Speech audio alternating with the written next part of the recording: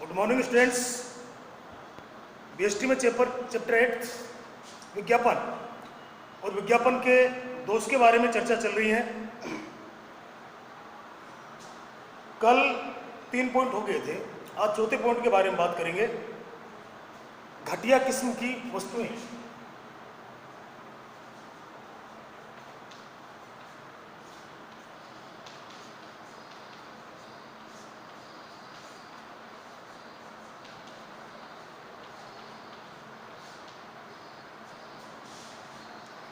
घटिया किस्म की वस्तुएं। यदि वस्तु की किस्म ही घटिया है तो विज्ञापन देने का कोई फायदा नहीं, क्योंकि घटिया किस्म की वस्तु का विज्ञापन देकर एक बार तो उसको बेचा जा सकता है, लेकिन बार बार नहीं बेचा जा सकता है। तो घटिया किस्म की वस्तुओं के लिए दिया गया विज्ञापन बेकार होता है। नेक्स्ट देखिए, लोचपूर्णता की कमी।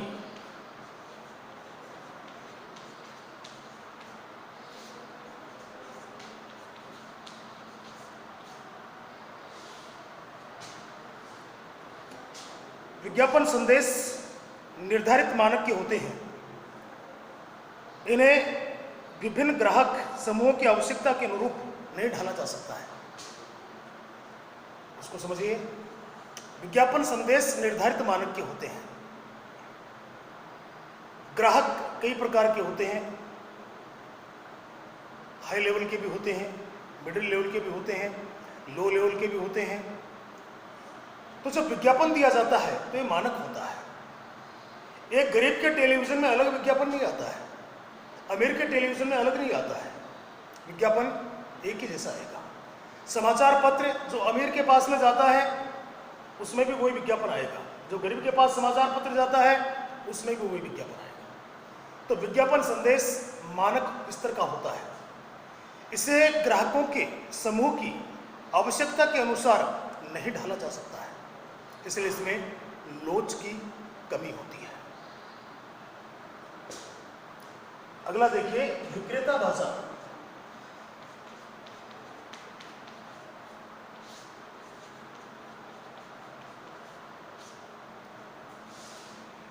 जिन वस्तुओं में विक्रेता बाजार की स्थिति होती है।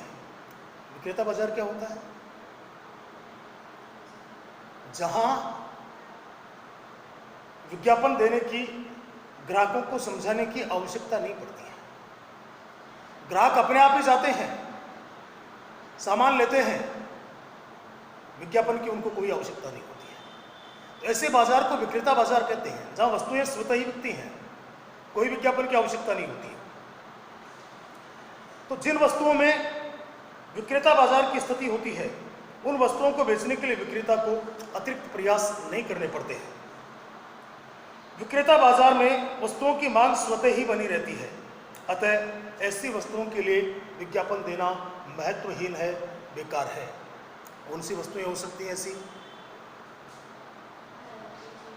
हाँ बेटा, हाँ, यस, गैस और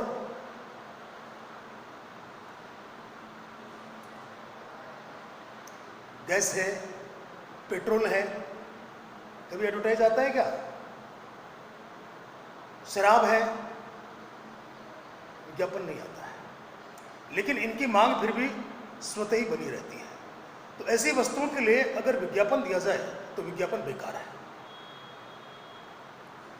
अगला देखिए, बेलोचदार मांग वाली वस्तुएं।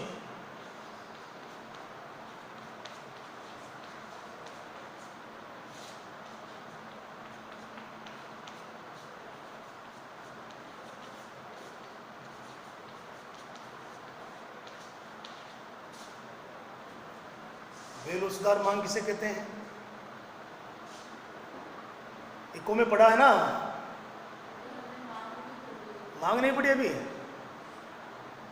देखिए, बेलोचदार मांग वाली वस्तुएं वस्तु के मूल्य में होने वाले परिवर्तन की तुलना में उसकी मांग में होने वाला परिवर्तन की मात्रा कम होती है, तो इसे बेरोजगार मांग वाली वस्तु कहा जाता है। मूल्य में परिवर्तन होने पर भी वस्तु की मांग में या तो परिवर्तन आता ही नहीं है, और आता है तो बहुत कम आता है। तो ऐसी वस्तुएं बेलोचदार मांग वाली वस्तुएं कहलाती हैं। बेलोचदार मांग वाली वस्तु के लिए विज्ञापन करने पर भी उनकी मांग में वृद्धि नहीं होती है, क्योंकि उपभोक्ता उनका उपयोग एक निश्चित मात्रा में करते हैं।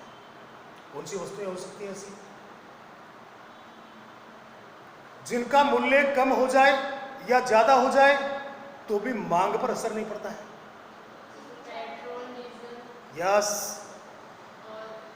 पेट्रोल है। पेट्रोल अगर 100 रुपये लीटर हो जाएगा तो भी लोग निश्चित मात्रा में जितना अभी लेते हैं बाद में भी लेंगे। और पेट्रोल अगर 1 रुपये लीटर हो जाएगा तो कोई भी अपने घर पे टैंकर भरा के खड़ा नहीं करेगा, फिर भी उतना ही लेंगे जितना आवश्यकता है। ज़्यादा से ज़्यादा अभी 2 लीटर लेते हैं, 1 रुपये लीटर हो जाएगा, टंकी भरवा लेंगे, इससे ज़्यादा कुछ नहीं होगा। तो मांग पर बहुत ज़्यादा फर्क नहीं पड़ता है। नमक,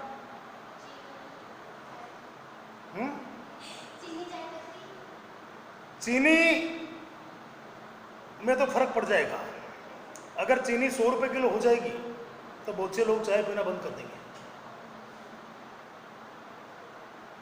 नमक को जरूर इसमें आप ले सकते हैं।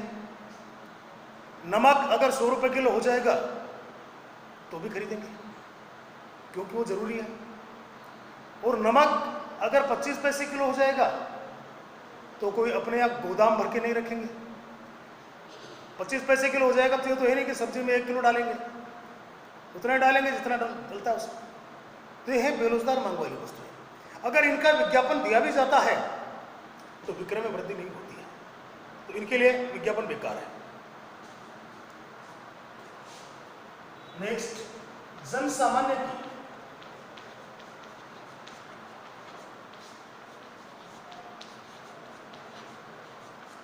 भावना के विरुद्ध विज्ञापन। जन सामान्य की रुचि व भावनाओं के विरुद्ध विज्ञापन। व्यक्ति अपनी सामाजिक, धार्मिक भावनाओं और रीति रिवाज के अनुरूप ही वस्तुओं का क्रय करते हैं।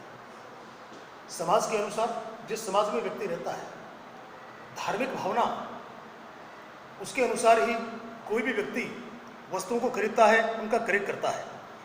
यदि विज्ञापित वस्तु उनकी भावनाओं और रीति रिवाज के अनुरूप नहीं है तो व्यक्ति ऐसे विज्ञापन पर ध्यान नहीं देता। शाकाहारी लोग हैं, नॉनवेज नहीं खाते, एग नहीं खाते, तो उन लोगों के लिए अगर नॉनवेज का या एग का अगर विज्ञापन दिया जाता है तो वो लोग उसको देखेंगे ही नहीं। तुम तो खाती है नहीं। तो जनसामान्य की भावनाओं के खिलाफ अगर कोई विज्ञापन है तो लोग उस पर ध्यान नहीं देते हैं। अब देखिए विज्ञापन की आवश्यकता।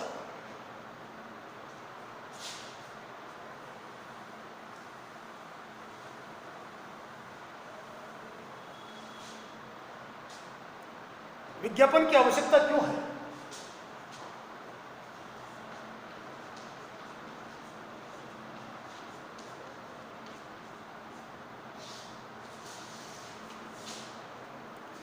नंबर फर्स्ट पॉइंट देखिए, नए उत्पाद की जानकारी।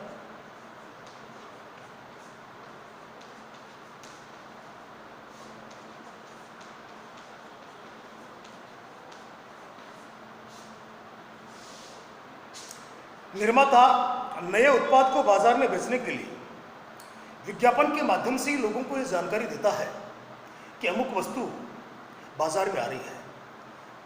बल्कि आने के बाद नहीं, वस्तु का निर्माण प्रारंभ होने से पहले ही उसका विज्ञापन दिया जाने लगता है।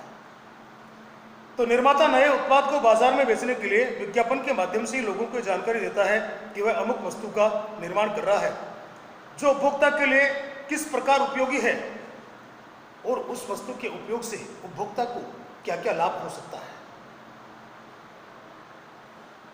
निर्माता विज्ञापन के माध्यम से वस्तु के बाजार में आने से पहले ही उस वस्तु के लिए माहौल तैयार कर देता है ताकि बाजार में आते ही वस्तु को खरीदार मिल जाए।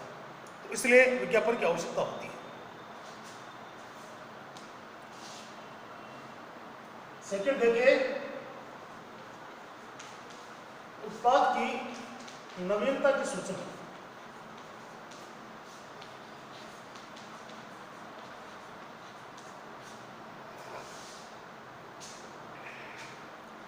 निर्माता अगर अपने उत्पाद में कोई परिवर्तन करता है, रंग में, रूप में, डिजाइन में, मूल्य में, तो वो इसकी सूचना विज्ञापन के द्वारा ही ग्राहकों तक यानी उपभोक्ताओं तक पहुंचाता है। निर्माता द्वारा अपने उत्पाद में किए गए बदलाव, जैसे वस्तु का रंग बदलना, खुशबू बदलना, वजन बदलना, पैकेज में बदलाव आदि की जानकारी निर्माता विज्ञापन द्वारा ही उपभोक्ता को देता है, जिससे कि उपभोक्ता भ्रमित न हो और पहले की भांति ही उस उत्पाद को क्रय करता रहे। तो अगर कोई नवीन बदलाव होता है तो उसकी जानकारी भी विज्ञापन के द्वारा ही निर्माता ग्राहकों तक पहुंचाता है। नेक्स्ट, नए ग्राहकों की तलाश।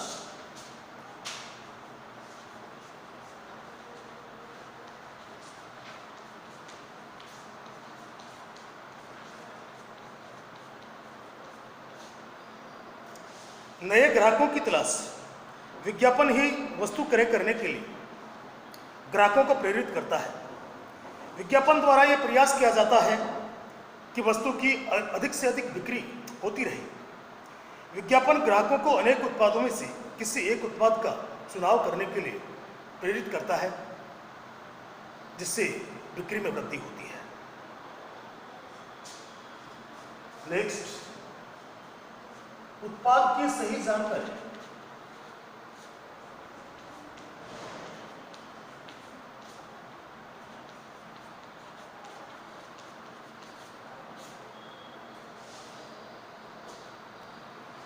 बाजार में विभिन्न कंपनियों के एक जैसे उत्पाद मौजूद रहते हैं, जिनको देखकर उपभोक्ता भ्रमित हो जाता है कि कौन सा उत्पाद उसके लिए ज़्यादा उपयोगी है, कौन से उत्पाद को खरीदे और कौन से उत्पाद को छोड़ दे।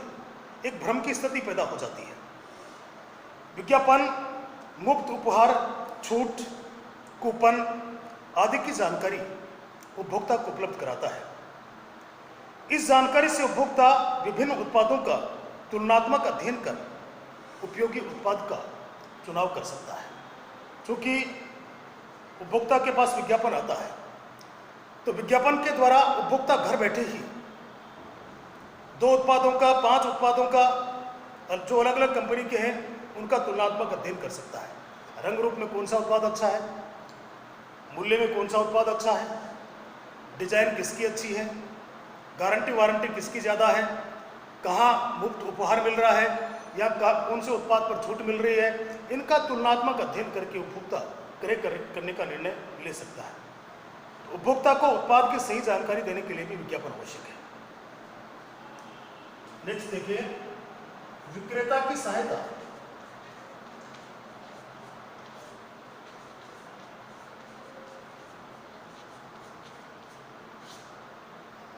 विक्रेता की सहायता, जिस वस्तु का विज्ञापन पहले से किया जा रहा है, उस वस्तु को बेचने में विक्रेता को सुविधा रहती है। क्यों रहती है सुविधा? देखिए, क्योंकि विज्ञापन के द्वारा उपभोक्ता उस वस्तु की गुणवत्ता और उपयोगिता के बारे में पहले से ही जान लेता है।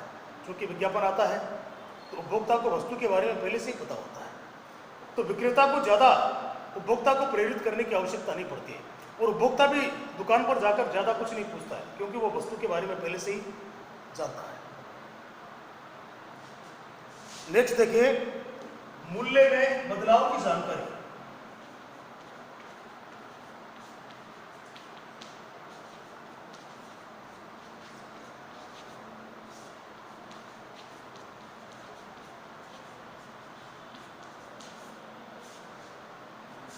मूल्य में बदलाव की जानकारी वस्तु के निर्माण में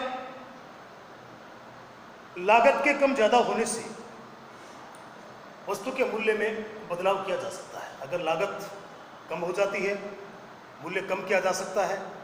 कच्चा माल अगर महंगा मिल रहा है, लागत बढ़ जाती है, तो निर्माता अपने वस्तु का मूल्य बढ़ा देता है। यह जानकारी निर्माता द्वारा विज्ञापन के माध्यम से ही उपभोक्ता को दी जाती है। तो ये जानकारी निर्माता विज्ञापन के माध्यम से ही उपभोक्ता तक पहुंचाता है ताकि उपभोक्ता भ्रमित न हो तथा वस्तु की बिक्री पर कोई विपरीत प्रभाव न पड़े। ये थे विज्ञापन के उद्देश्य। कल की क्लास में देखेंगे विज्ञापन का महत्व। चैप्टर 6 के नोट्स की पीडीएफ आपको भिजवाई थी, उनमें से 1-2 पेज कुछ कटकर आए हैं। 2 पेज जो कट के आए हैं उनकी कॉपी मैं आपके पास में आज वापस सेंड कर रहा हूं, देख लेना। पेज नंबर वैसे लिखे हुए हैं, सब पृष्ठ पर पृष्ठ संख्या लिखी हुई है, तो मिला लेना और उसके बाद में अपनी कॉपी में उतार लेना, चाहे फोटो कॉपी जैसा भी आप करवाते हैं वो आपकी मर्जी है। आज इतना ही। ओके।